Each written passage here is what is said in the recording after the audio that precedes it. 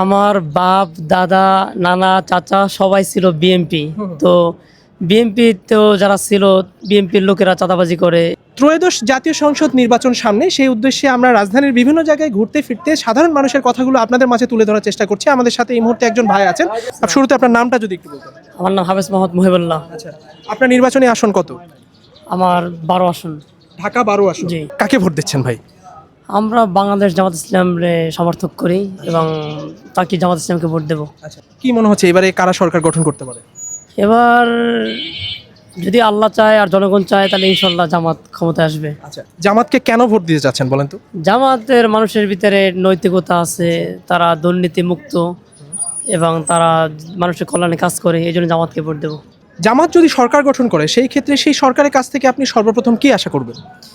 জামাত যদি সরকার গঠন করে, প্রথম চাবো যে মানুষের নিরাপত্তা, দ্বিতীয় চাবো যে বাংলাদেশের যে দুর্নীতি আছে এই দুর্নীতি যেন কমে আসে, মানুষ যেন ন্যায় ইনসাফের বিচার যেন পায়, যাতে মানুষের মানে একটু চলতে ফিরতে সুবিধা হয়।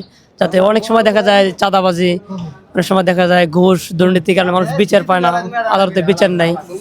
তো জামাত ক্ষমতায় আসলে আশা করি যে বিচার ঠিক থাকবে এবং দুর্নীতিমুক্ত একটা দেশ গড়বে তারা। কি আগে থেকে জামাতকে সমর্থন করে আসছেন নাকি এই পরিস্থিতি দেখে? আমার বাপ দাদা নানা চাচা সবাই ছিল বিএমপি। তো বিএমপি তো যারা ছিল বিএমপির লোকেরা চাঁদাবাজি করে এবং বিভিন্ন জায়গায় বিভিন্ন কেলেঙ্কারির মধ্যে লিপ্ত। তো এই জন্যে আমরা দেখছি যে জামাত ইসলাম মানুষের কল্যাণে কাজ করে, যেমন দুর্যোগ হইলে এবং একটা মানুষ অসুস্থ হইলে তাকে সহায়তা করা এবং তারা ভালো কাজ যত আছে সবগুলো করতে চায়, এই জন্য আমি জামাতকে সমর্থন করি।